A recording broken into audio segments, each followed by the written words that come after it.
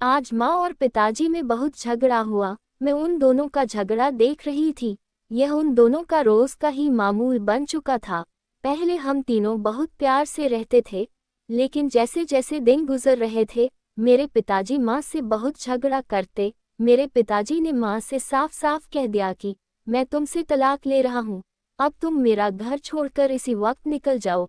तब मैंने पिताजी से कहा कि पिताजी, माँ ऐसी औरत नहीं है, आप क्यों नहीं समझते? तब पिताजी ने कहा, बेटा तुम नहीं समझोगी, लेकिन मैं तुम्हारी माँ को बहुत अच्छे से जानता हूँ। मैंने माँ की तरफ देखा जो खामोश खड़ी थी। मैंने कहा, कुछ तो कहो, आप ऐसे नहीं हो, फिर अपनी सफाई क्यों नहीं देती? तब माँ ने कहा, बेटा तुम्हारी ज़रूरत का जो भी सामान है जल्दी से पैक कर लो। अरे हाँ, मैं तो तुमसे पूछना ही भूल गई, क्या तुम मेरे साथ चलोगी या अपने पिताजी के साथ रहोगी? बेटा, मेरे साथ चलने का मतलब है कि बहुत सारी मुश्किलात का सामना करना।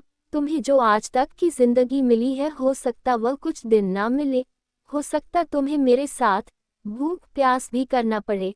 तब मैंने माँ से कहा, माँ चाहे कैसे भी हालात हो, मैं तुम्हें अकेला नहीं छोड़ सकती, मैं तुम्हारे साथ ही चलूंगी।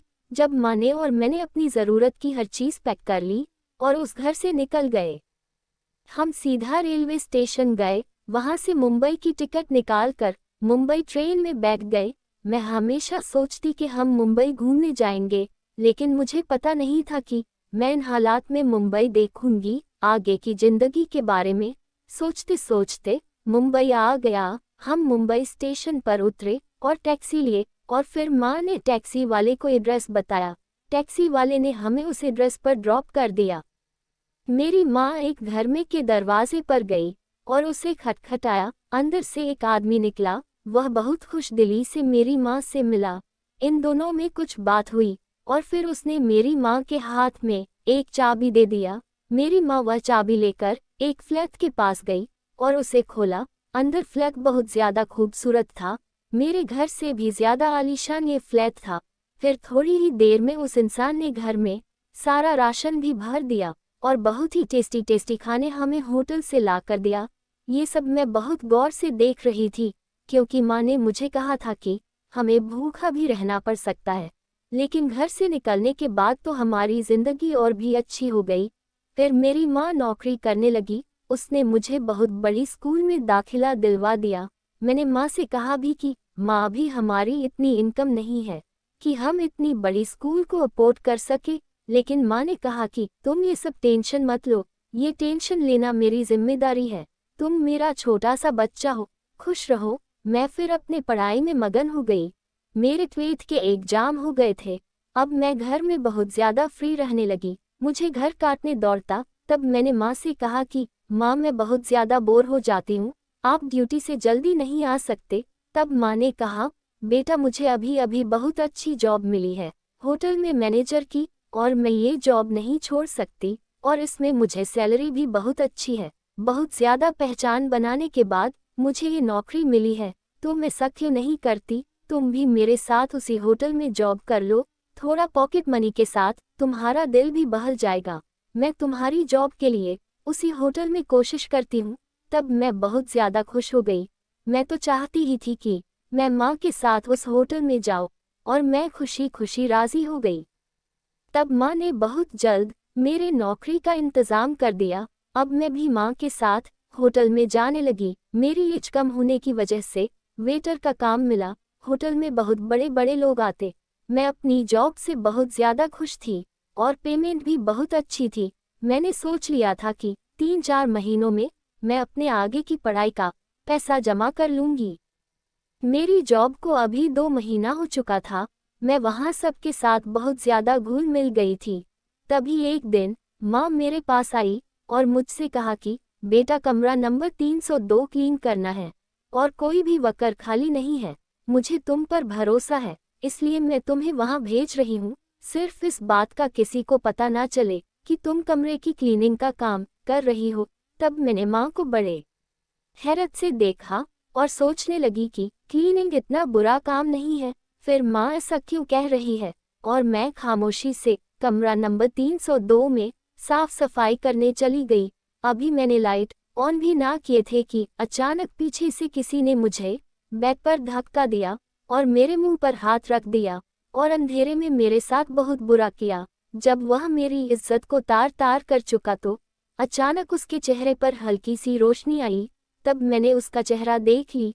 तब मुझे उस चेहरे से नफरत सी हो गई थी और फिर वह इंसान गायब हो गया। मैं रोते हुए कमरे से बाहर निकली, तभी सामने से मेरी माँ आती हुई नजर आई। वह मेरे पास भागते हुए आई और मुझसे पूछने लगी कि क्या हुआ बेटा, तुम रो क्यों रही हो। तब मैंने माँ को सारी सच्चाई बता दी और माँ से कहा कि हम अभी पुलिस रिपोर्ट करने जाएंगे। तब माँ ने पुलिस रिपोर्ट करने से मना कर दिया और कहा, बेटा अगर हम पुलिस रिपोर्ट करेंगे तो पुलिस वाले तुमसे बहुत गंदे गंदे सवाल करेंगे, क्या तुम सवालों के लिए तैयार हो। तब मैं डर गई और फिर माँ ने कहा, किसी का कुछ नहीं जाएगा, हमारी ही इज्जत खराब होगी, इसलिए खामोश रहो, मैं तुम्हारी बहुत ही जल्द शादी कर दूंगी। माँ मुझे घर ले गई और फिर मैंने जॉब पर जाना बंद कर दिया। मैं घर में अकेली पड़ी रहती। उन्हीं दिनों आधी रात को मेरी आंख खुली, तब मुझे एहसास हुआ कि घर में कोई मर्द मौजूद है जो मेरी माँ के साथ बातचीत कर रहे हैं। मैंने उठकर खामोशी से जाकर देखा तो माँ के कमरे में दो मर्द मौजूद थे, जिनमें एक वही मर्द था जो हमेशा माँ के साथ रहा करता, जिसने हमें फ्लैट की चाबी दी थी, और दूसरा, उसे देखकर मैं दंग रह गई क्योंकि वह कोई और नहीं, वही आदमी था जिसने मेरे साथ बुरा किया था।